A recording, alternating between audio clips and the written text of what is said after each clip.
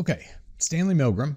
He did a lot in social psychology. He did the small world studies, the idea of 6 degrees of separation between people, the lost letter experiment.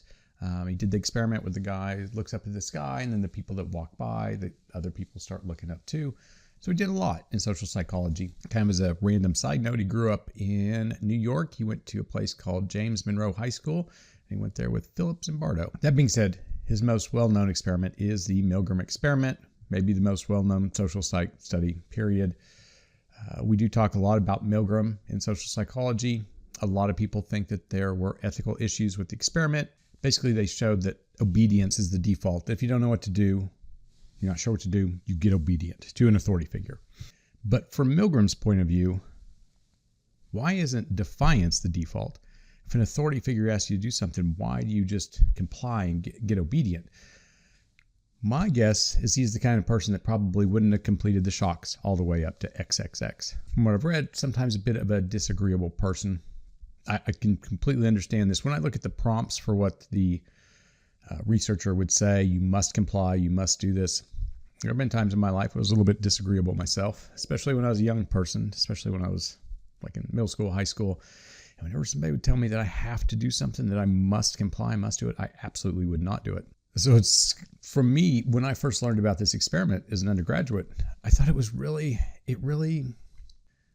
I found it very peculiar, because for me, up to that point in my life, being obedient to an authority figure was something that I was not very good at, and that I would just outright not do it. What they would ask me to intentionally, almost defiantly. So like when I did read about this study as an undergraduate, I was like, to me, it's like, oh, there's no way I would do this. And a lot of people think that. They're like, oh, I wouldn't have done that. There's a lot of signs I probably wouldn't have. And I think there's a lot of signs that Milgram wouldn't have either. I think he was a little bit disgusted with participants that shocked all the way up to XXX. In his mind, I think, if they did it in the lab, they would do it in real life. They would follow orders and kill somebody just because somebody told them to do it.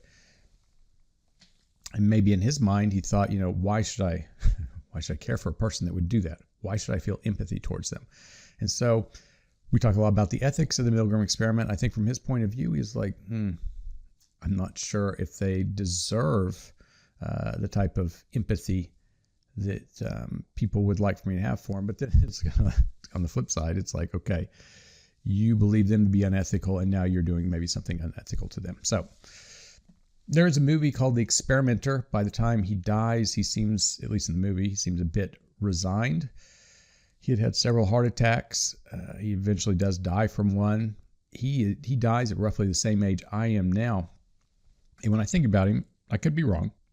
I think the results of this experiment weighed on him. The idea that people would shock other people to death, first made him angry and disgusted, and then eventually kind of sad. When you look through the social psych textbooks, it's just a lot of really, not all of it, but a lot of it's just a lot of really crummy things that we do to each other and that we do to groups. And it's just like, it's a bummer, and it just drags you down. And this experiment is a perfect example of something that's like, well, this is terrible that we do these things to people. And so, yeah, I do wonder if that idea, that banality of evil we would talk about, I wonder if that did weigh on Milgram at the end of the day. Anyways, obedience is a change in behavior as a result of direct command from an authority figure. You can get this it can be obtained from like symbols of authority. So you might not even have the necessary credentials. You could have a lab coat on that makes you look official. Titles, badges, just something that's like, I'm important, I'm an authority figure, you need to do what I say. For Milgram's research, subject to much ethical debate, we'll talk a little bit more about that, there was potential psychological harm to the participants, and to a certain degree, I disagree with that as well, and we'll get into that in a bit. I have some hot takes, I guess, on Milgram. This is the part I want to get to, the profound contribution that made to our understanding of human nature and an important social problem. Some of the things that we find out in social psych are counterintuitive, and this is a perfect example of that. If we had thought before this experiment how many people would shock people to death, we would have said 0, and it turns out it's not the case. And so this is a great example of social psychology being incongruent with our beliefs about human nature. Milgram was interested in why the Nazis were so keen to just say they were following orders after World War II. So he was investigating conformity, the banality of evil. So when he designed this experiment and he asked other psychologists, he's like, how many people do you think will shock all the way up to the XXX? They were like, nobody is going to do that. That's crazy. I'm not sure why you're running this, because it's a waste of time. Nobody's actually going to shock all the way up to the top. So again, for this reason alone, because the results are so counterintuitive, I do think that this experiment was worth conducting. Personal note, I have less qualms about this experiment compared to the learned helplessness experiments. You can consent and you can opt out of this experiment. All these participants had to do was say no and get up and leave. But like in the learned helplessness experiments, those dogs that are getting shocked until they get to the point where they can't even get up anymore, they didn't have a choice. And so I feel worse for those dogs than I do for the participants in this study. In this experiment, you are either the learner or the teacher. They make it seem like it's random assignment, but it's not. You're always the teacher. You're supposed to help the learner learn a pair of words. And when they mess up and they don't get it right, you give them a shock. And then you keep moving this voltage up. So like at 75 volts, so the guy keeps missing these word pairs. At 75, you got to shock him.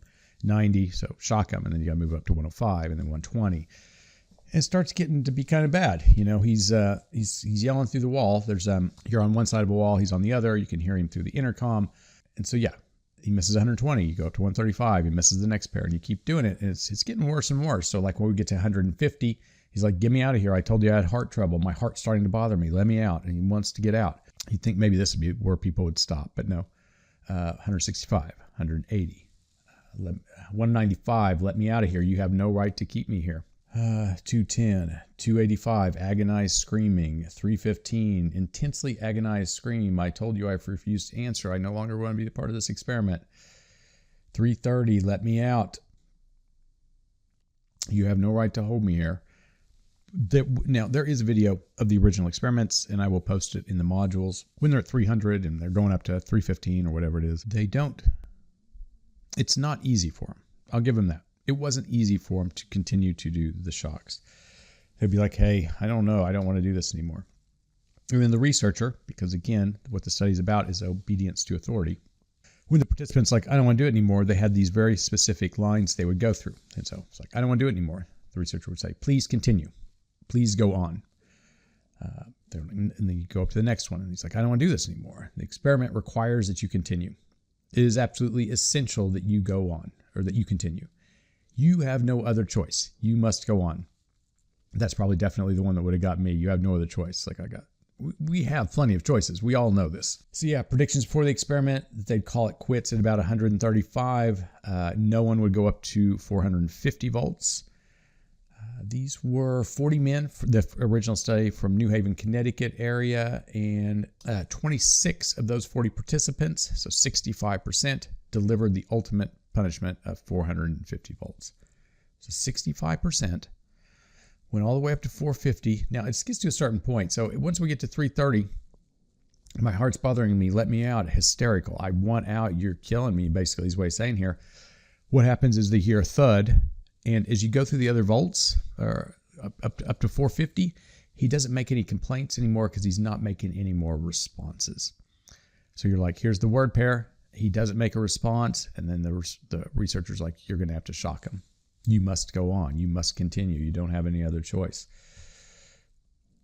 So some of them probably thought that they were shocking somebody that was laying on the floor having a heart attack. And yeah, 26 of the 40 went all the way up to 450 volts.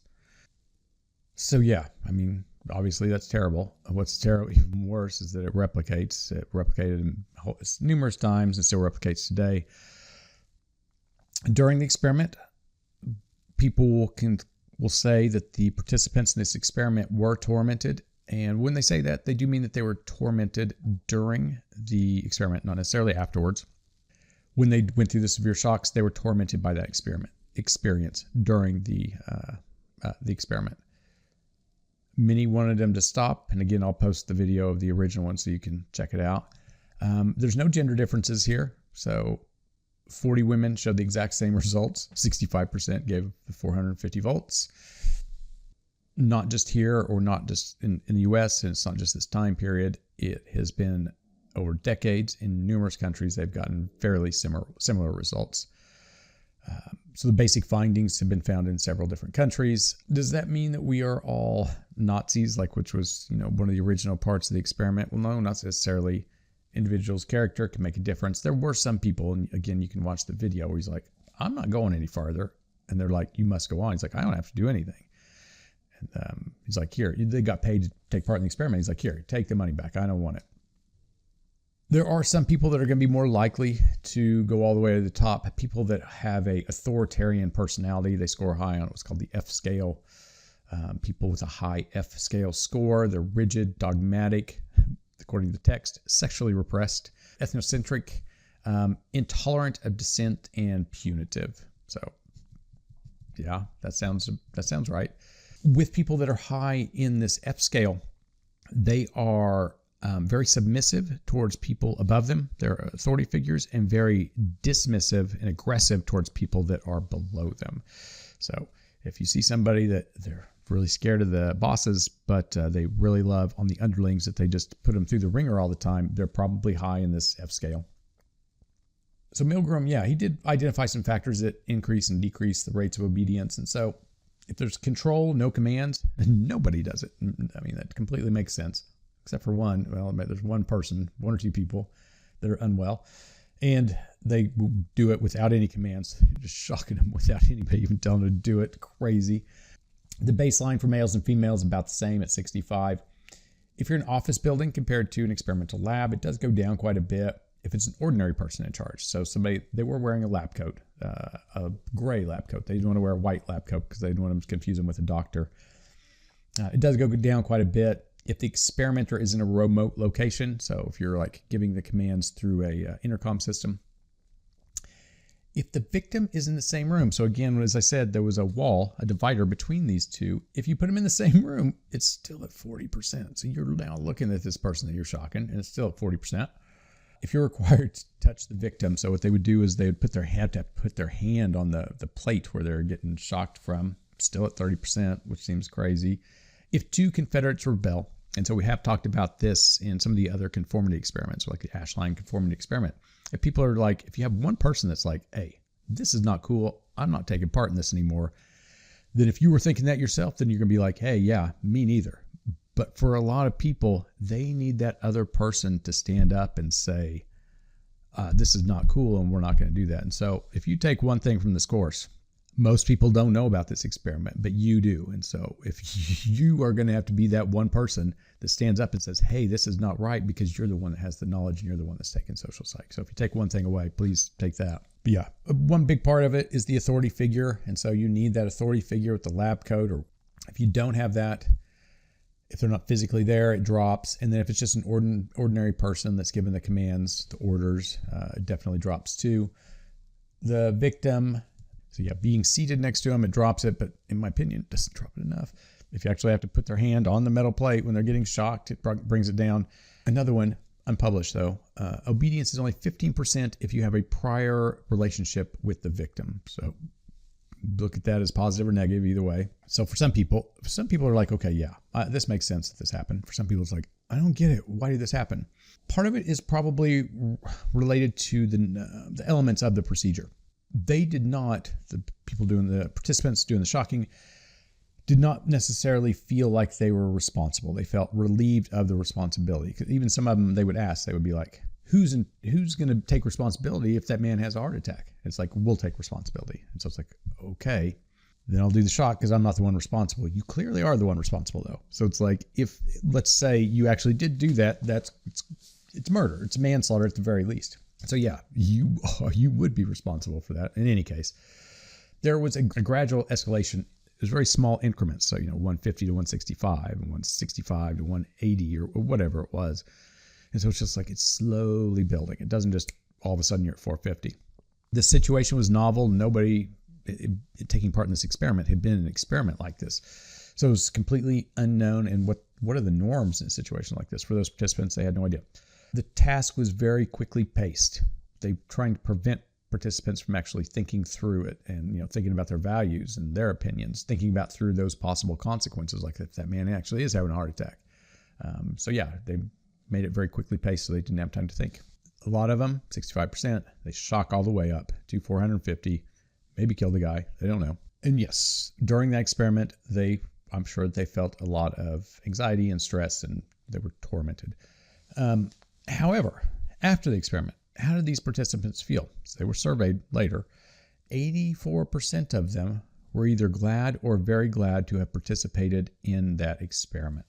Many actually wrote back to express thanks for taking part in that experiment. And if you think about it, it totally makes sense, because like they had no idea that they had that in them. They didn't know who they were, what they were capable of. That just because somebody tells them to shock someone to death, that they'd be willing to do it. They have no idea that they're capable of that. And so it's like, when they take part in that experiment, yeah, at the end of it, they would be like, oh no, that's who I am. But what's great about it, on the flip side of that, is now they have the opportunity to be a different person. Now they have the opportunity to be like, okay, I was that person, but now I've learned something about myself and I can be better. I can be somebody else. There was one guy that took part in the experiment, and I believe he got drafted to Vietnam, and he became a conscientious objector. He's like, I'm not going to go over there and kill people. I'm not doing that. But he would not have made that decision if he had not been part of this experiment. So, yeah, I mean, we like to think of them, because the ethics are, questionable for sure. We like to think that the participants are tortured, but after it was all said and done, they got to know who they are, and they got to make, different choices after that.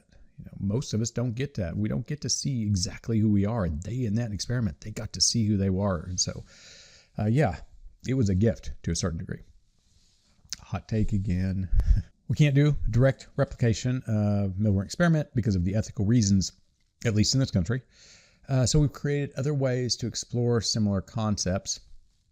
You can see one here where they had participants, they were ordered to cause psychological harm. This was done in 95. Basically, they had a job applicant, and they were supposed to harass this job applicant online. They met with the Confederate. They're like, they're going to take care of, they're going to be in the job interview. And if they failed, they weren't going to get the job. And so you're supposed to put them under stress to see how they would react to this. And so you'd make this a series of an escalating series of harassing remarks. And eventually the participants were like, hey, can you quit saying these nasty things to me? And they would plead them to stop, and they'd get angry. And eventually they fell into despair, and then they failed the job application.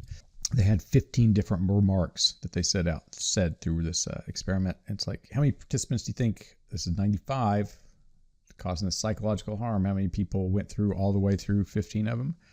In the control group, where they did not have that prodding experimenter, nobody went all the way through. Makes sense. No, we didn't have like in the Milgram, there was those 2 people that would keep doing it without anybody being there. We didn't even have those people anymore, so good. But on this one, when the experimenter ordered them to go on, 92% of them went through with complete obedience, even though they were like, this is terrible that I'm doing this to this person. They went ahead and did it anyways. So 92%. It's like, what? So yeah, we can't do the exact same method as the Milgram experiment, but we have similar ones where people are still being just as unempathetic as they were back then. They have done kind of somewhat of a similar replication, Milgram light, if you will. This was I can't remember what year this was, 2009. So in 2009, Berger, if you want to look this up, I think I posted it in the modules. They couldn't go all the way up to 450. What they basically said was that if you went all the way in the original experiment, if you went all the way to 150, you're probably going to go all the way to 450. So in this replication, the Milgram light, all they went up to was 150, because it's like we can extrapolate that you'd probably go to 450 too. So this is 45 years after the original Milgram experiment. So it's like, surely the obedience levels have gone down 63%. So we went from 65 to 63. That's probably within the error. So it's like, it could be 63, could be 67.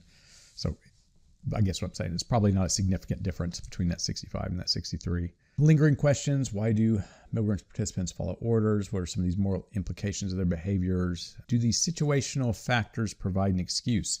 And so this is kind of an interesting question. The idea of, if we're saying that an authority figure provides those participants with an excuse, we would be saying maybe the same thing about some atrocities are committed when the person does them because an authority figure asked them to do it.